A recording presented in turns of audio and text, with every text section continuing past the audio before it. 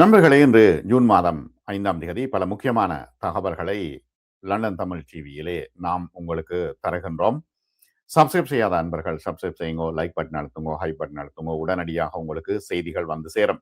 முக்கியமான விஷயம் என்னன்னா, அமெரிக்காவினுடைய ஆதிக்கம் மத்திய கிழக்கில் இருந்து முழுமையாக விலகுகிறது என்று தற்பொழுது ராணுவ ஆய்வாளர்கள் வெளிப்படையாகவே தெரிவித்துக் கொண்டிருக்கின்றார்கள். அது மட்டுமல்ல, அமெரிக்க பத்திரிகைகளும் இந்த விஷயத்தை தற்பொழுது வெளிப்படையாக பேச ஆரம்பித்து விட்டன.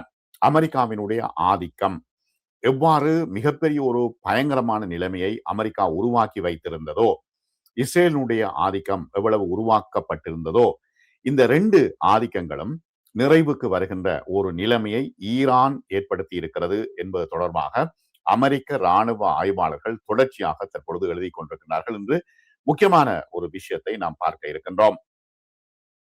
பதிலுக்கு பதில் சகாப்தத்தின் முடிவு என்று அதற்கு தலைப்பு போட்டிருக்கின்றார்கள்.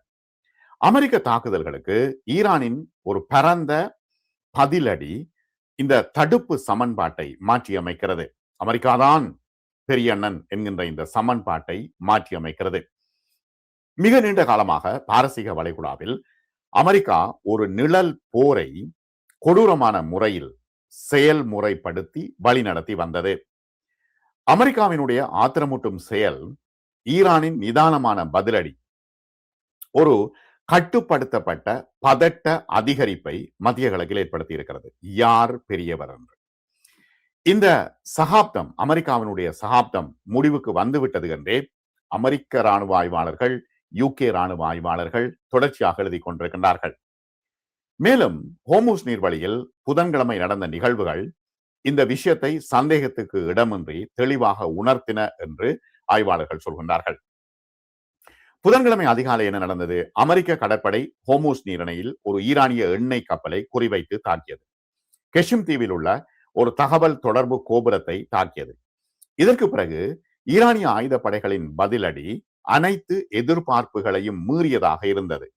அது பரந்ததாகவும் வேகமானதாகவும் குயிக்காகவும் மற்றும் மூலோபாய ரீதியாக முக்கியமானதாகவும் இருந்தது. தாக்குதலில் ஈடுபட்ட கப்பலை மட்டும் குறிவைக்காமல் ஒரே நேரத்தில் 5 நாடுகளில் உள்ள அமெரிக்க இலக்குகளை தாக்கியது. இது ஒரு வெறும் பதிலடி மட்டுமல்ல, மாறாக செயல்பாட்டு சமன்பாட்டினுடைய ஒரு அடிப்படை சீரமைப்பு என்றும் ஆய்வாளர்கள் எழுதுகின்றார்கள். ஈரான் சந்தேகத்துக்கிடமின்றி தெளிவாக தெரிவித்த ஒரு செய்தி என்னவெனில், பதிலுக்கு பதில் அல்லது விட்ரோ பண்ணி விரண்டு ஓடிக்கொண்டே இருத்தல். ஆனால் இந்த விரண்டு ஓடிக்கொண்டு இருத்தல் என்ற வழிமுறை காலாவதியாகிவிட்டது என்பதுதான் ஈரான் தெரிவித்த செய்தி. தெஹ்ரான் சும்மா இருக்க வேண்டும் அல்லது எந்த ஒரு அமெரிக்க ஆத்திரமூட்டலின் அளவையும் இடத்தையும் பார்த்துவிட்டு சும்மா இருக்கும் என்று அமெரிக்கா எதிர்பார்த்தது. ஆனால் அந்த அனுமானம் நிரந்தரமாக செல்லாத ஆக்கப்பட்டு ஒரு தோல்வியுற்ற கணக்கீடுகளின் சாம்பல் குவியலாகவே அது மாறிவிட்டது. ஈரானிய ஆயுதப்படைகள் எந்த ஒரு பதட்டம் அதிகரிக்கும் சூழ்நிலைக்கும் முழுமையாக தயாராக உள்ளன, ஏவுகணைகள் தயாராக உள்ளன என்பதை பிரதிபலித்திருக்கிறது. அதே நேரத்தில் ஈரான் முதல் லெபனான் வரையிலான இஸ்ரேலினுடைய அமெரிக்காவினுடைய அச்சுறுத்தல்களை எதிர்கொள்வதில் எதிர்ப்பு நிலையின் ஒருங்கிணைப்பையும் போர் தயார் நிலையையும் ஈரான் வலுப்படுத்தி வைத்திருக்கிறது என்பதையும் இந்த சமிக்ஞை வெளிப்படுத்தியுள்ளது. ஈரான் இப்பொழுது ஒரு புதிய தரமான சமச்சீரற்ற ஒரு கோட்பாட்டை வெளியிட்டுள்ளது என்று ராணுவ நோக்கர்கள் சொல்கின்றார்கள்.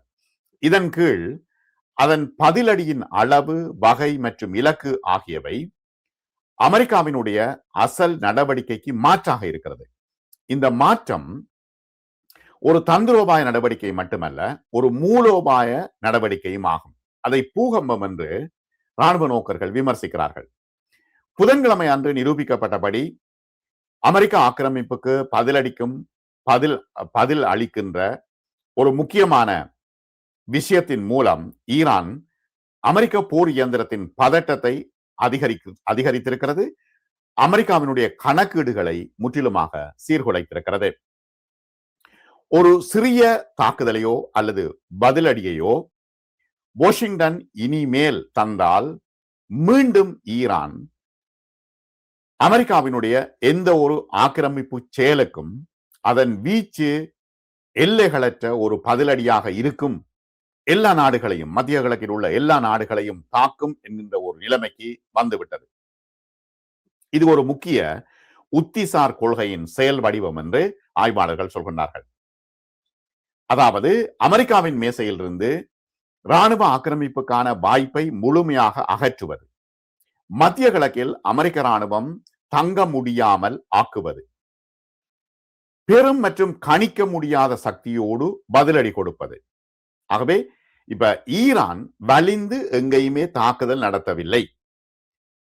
அமெரிக்கா அல்லது இஸ்ரேல் அடிக்கும் பொழுது திருப்பி அடிக்கின்ற அந்த பொறிமுறையின் ஊடாக ஈரான் முக்கியமான ஒரு தந்திரோபாயத்தை மேற்கொள்கிறது.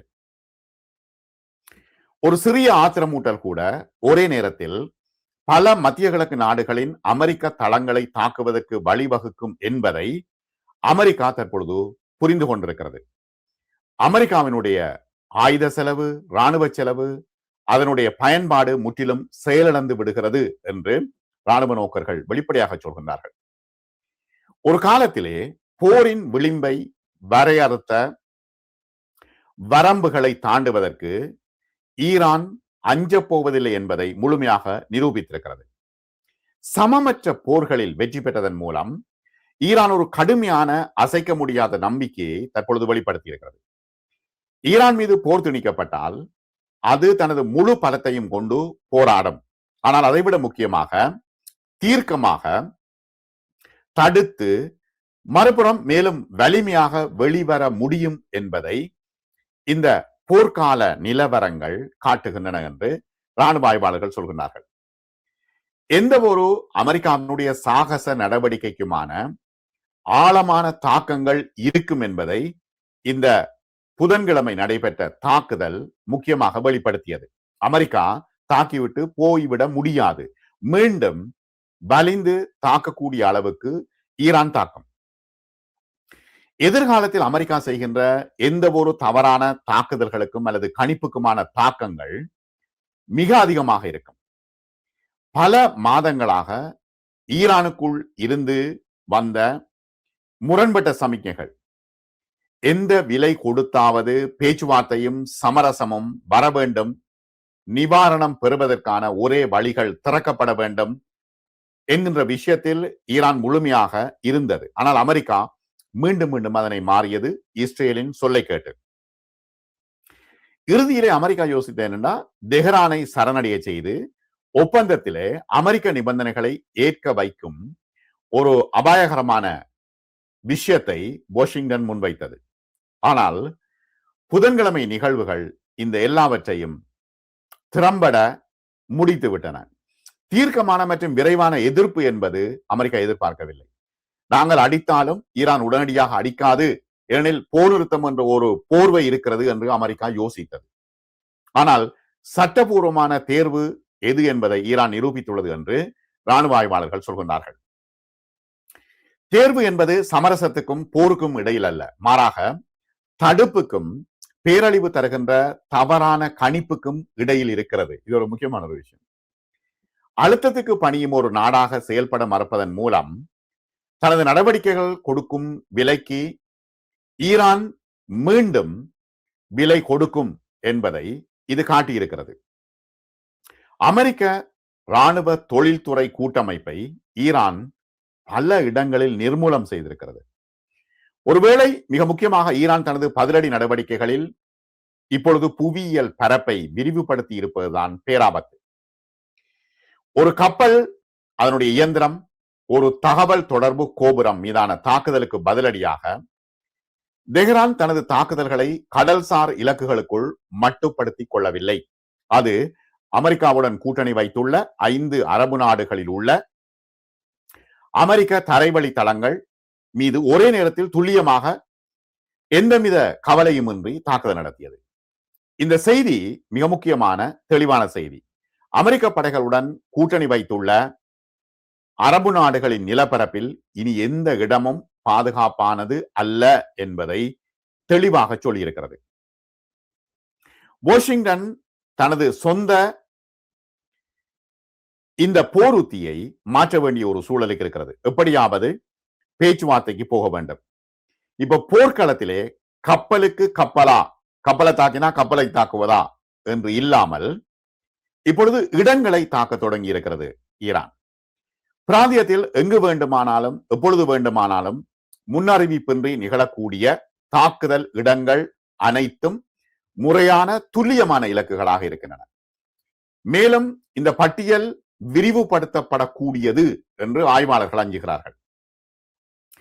ஈரானுக்கு எதிரான தூண்டப்படாத ராணுவ நடவடிக்கைகள் தொடர்ந்தால் இந்த அரபு நாடுகளில் இருக்கின்ற அமெரிக்க தளங்கள் மீதான ஆழமான பகுதிகளும் சாத்தியமான இலக்குகளில் பட்டியலில் சேர்க்கப்படலாம்.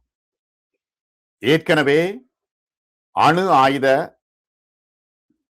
அணு செறிவூட்டும் இடத்திலே ஒரு தாக்குதல் நடத்தியது. இந்த தாக்குதலின் மூலம் ஈரான் சொல்ல வருகின்ற விஷயம் என்னன்னா, அணு செறிவூட்டும் மையத்தையே நாங்கள் தாக்குவோம். அதுக்கு பக்கத்தில் தான் தாக்கி இருக்கிறது. அணு செறிவூட்டும் மையத்தையே நாங்கள் தாக்குவோம் என்று ஈரான் வெளிப்படையாக சொன்ன ஒரு விஷயம் என்று அணு முகமை அமைப்பு கூட இப்பொழுது சொல்லி இருக்கிறது. அமெரிக்கா செயல்படும் ஒவ்வொரு இடங்களையும் எங்கெங்கெல்லாம் கேம்புகள் இருக்கோ அந்த இடங்களை குறிவைத்து துல்லியமாக அளவிடப்பட்ட வியூக ரீதியான அமெரிக்காவுக்கு வலியை ஏற்படுத்துகின்ற ஒரு முக்கியமான தாக்குதலாக இந்த தாக்குதல் இருந்தது. தளபாட மையம் தாக்கப்பட்டிருக்கிறது, ராணுவ முகாம் தாக்கப்பட்டிருக்கிறது. எங்கெங்கெல்லாம் அமெரிக்க ராணுவத்தினர்கள் தங்குகின்றார்களோ அந்த இடங்களும் குறிவைக்கப்பட்டிருக்கின்றன. அமெரிக்க ராணுவ தளங்களை கொண்டுள்ள பாரசீக வளைகுடா நாடுகளுக்கு இந்த செய்தி அச்சமூட்டுகின்ற ஒரு செய்தியாகவே இருக்கிறது. அந்த ஏற்பாடுகள் ஈரானிய பாதுகாப்புக்கு எதிராக இல்லாத வரையில் இதுவரையில் அண்டை நாடுகளில், அரபு நாடுகளில் அமெரிக்க வீரர்கள் இருப்பதை ஈரான் நீண்ட காலமாக பார்த்து கொண்டு வந்தது, பொறுத்து கொண்டு வந்தது. ஈரானின் இந்த தீர்க்கமான நடவடிக்கை தெளிவான எச்சரிக்கையை விடுத்திருக்கிறது.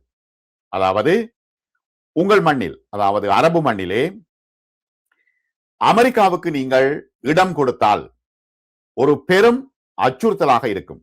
ஈரானுக்கு எதிரான அமெரிக்க அச்சுறுத்தல்கள் தொடரும் வரையிலும் அரபு தேசம் பாதுகாப்பாக இல்லை. அமெரிக்க போர் இயந்திரத்துடனான ஈரானின் மோதலில் மூன்றாம் தரப்பினர் கண்டிப்பாக நடுநிலையாக இருக்கும் பட்சத்தில் மட்டுமே அவர்களுடனான ஒப்பந்தங்கள் மதிக்கப்படும். அவை ஆக்கிரமிப்புக்கான ஏவுதளங்களாக மாறும் தருணத்தில் முறையான இலக்குகளாக மாறிவிடும். ஈரான் ஒருபடி மேலே சென்று பொருளாதார பாதுகாப்பை இராணுவ பாதுகாப்புடன் ஒரு சமன்பாட்டில் இணைத்திருக்கிறது. அதில் முக்கியமாக ஹோர்முஸ் நீரிணை ஒரு புதிய கோட்பாடு தற்பொழுது வந்திருக்கிறது. பொருளாதாரத்துக்கு பொருளாதாரம், பாதுகாப்புக்கு பாதுகாப்பு. அமெரிக்கா ஈரானுக்கு எதிரான தனது பொருளாதார போரை தொடர்ந்தால் கூட்டு சேர்ந்துள்ள பிராந்திய நாடுகளின் பொருளாதாரங்களும் பாதிக்கப்படும். எண்ணெய் ஏற்ற முடியாது, உணவுப் பொருட்கள் வராது. ஆகவே ஹோர்முஸ் நீரிணை முழுமையாக கட்டுப்பாட்டில் இருக்கும். அதில் மாற்று கருத்தில்லை. ஈரான் இனி தனித்தனியாக இந்த இரண்டையும் பிரிக்கப் போவதில்லை. இராணுவத்தையும் பொருளாதாரத்தையும் பிரிக்கப் போவதில்லை என்பதற்கான தெளிவான சமிக்கை இது. அண்டை நாடுகளுடைய பொருளாதார ஸ்திரத்தன்மையை நேரடியாக சீர்குலைக்கும் ஒரு பதிலடி நடவடிக்கையாக இது இருந்தது. துறைமுகங்கள், கப்பல் போக்குவரத்து பாதைகள், எரிசக்தி அமைப்புகள், உள்கட்டமைப்புகள், நிதி வழித்தடங்கள் எல்லாம் தற்பொழுது ஈரானின் தாக்குதல் எல்லைக்குள் இருக்கின்றன. அமெரிக்காவின் பாதுகாப்பு உத்தரவாதங்களை அரபு நாடுகள் அனுபவித்துக் கொண்டே மறைமுகமாக நேரடியாகவோ லாபம் ஈட்டிய நாட்கள் முடிவடைந்து விட்டன. ஈரான் இந்த அண்டை நாடுகளை கடுமையானதாகவும் மன்னிக்க முடியாத ஒரு தேர்வை உள்வாங்கும்படி கட்டாயப்படுத்துகிறது. உண்மையான நடுநிலைமை முக்கியமாக அரபு நாடுகளுக்கு வேண்டும். இணையான ஒரு எச்சரிக்கைகள் மற்றும் இந்த கள பதிலடி இருக்குதானே, இது ஒரு எதிர்பார்க்கப்பட்ட ஒரு விஷயமாகவே ராணுவ ஆய்வாளர்கள் சொல்கின்றார்கள். அமெரிக்காவினுடைய கடல்சார் ஆக்கிரமிப்புக்கு ஈரான் பதிலடி கொடுப்பதற்கு சரியாக 2 நாட்களுக்கு முன்பு பெய்ரூட் மற்றும் அதன் புறநகர் பகுதிகளுக்கு எதிரான ஆக்கிரமிப்பு அச்சுறுத்தல்களை தொடர்ந்து ஈரானிய ஆயுதப்படைகளின் மத்திய கட்டளை மையமான ஹத்தம் அல் அன்பியா இஸ்ரேலிய ஆட்சிக்கும் அமெரிக்காவுக்கும் கடுமையான எச்சரிக்கையை விடுத்தது. இப்பொழுது ஈரான் சொல்கிறது லெபனானில் உள்ள ஹிஸ்புல்லா, அன்சாருல்லா தலைமையிலான யமன் ஆயுதப்படைகள், அங்கே ஹிஸ்புல்லா, இங்கே அன்சாருல்லா தலைமையிலான யமன் ஆயுதப்படைகள் மற்றும் பிற குழுக்கள் எல்லாவற்றையும் உடனடியாக பயன்படுத்துவதில்லை. எப்பப்ப தேவைப்படுகிறதோ அப்பொழுது நாங்கள் பயன்படுத்துவோம் என்று அவர்கள் குறிப்பிடுகின்றார்கள். லெபனான் முக்கியமாக அங்கு யுத்த நிறுத்தம் செய்யப்பட வேண்டும் என்று ஈரான் சொல்லிக் கொண்டிருக்கிறது. பெய்ரூட்டின் பாதுகாப்பு மிக முக்கியம் என்று லெபனான் சொல்கிறது. யமனின் பாதுகாப்பும் மிக முக்கியம் என்று சொல்கிறது. இப்பொழுது அமெரிக்காவினுடைய போர் இயந்திரத்தால் இனி ஈரானை மட்டும் தனித்து அழுத்தம் கொடுக்க முடியாது என்று ராணுவ ஆய்வாளர்கள் தெளிவாக சொல்கின்றார்கள். ஆகவே மத்திய கிழக்கில் அமெரிக்காவினுடைய நிலைகள் இனி பாதுகாப்பில்லை. அவர்கள் பொருளாதாரத்தை உறிஞ்சி கொண்டு தங்களுடைய நாடுகளுக்கு கொண்டு செல்கின்றார்கள். அது மட்டுமல்ல, ட்ரம்ப் அவர்களுடைய குடும்பமே அங்கு இன்வெஸ்ட் பண்ணி இருக்கிறது, பொருளாதாரத்தில் முதலீடு செய்திருக்கிறது. இவருக்கும் பாதுகாப்பில்லை, இவற்றுக்கும் பாதுகாப்பில்லை என்கின்ற ஒரு சூழ்நிலை உருவாகி இருக்கிறது. எனவே யுத்த நிறுத்தத்திற்கு அமெரிக்கா வந்தால்தான் உண்டு, இல்லாவிட்டால் ஒரு பேரழிவு தருகின்ற நிலைமையை மத்திய கிழக்கு தற்பொழுது எதிர்கொள்ள போகிறது என்று முக்கியமான அமெரிக்க, யூகே ராணுவ ஆய்வாளர்கள் தெளிவாக தெரிவிக்கின்றார்கள். மற்றும் ஒரு காணொளியில் சந்திப்போம். சப்ஸ்கிரைப் செய்யாத அன்பர்கள் சப்ஸ்கிரைப் செய்யுங்க, லைக் பட்டன் அழுத்துங்க, ஹை பட்டன் அழுத்துங்க. உடனுக்குடன் உங்களுக்கு செய்திகள் வந்து சேரும். மிக நன்றி நண்பர்களே.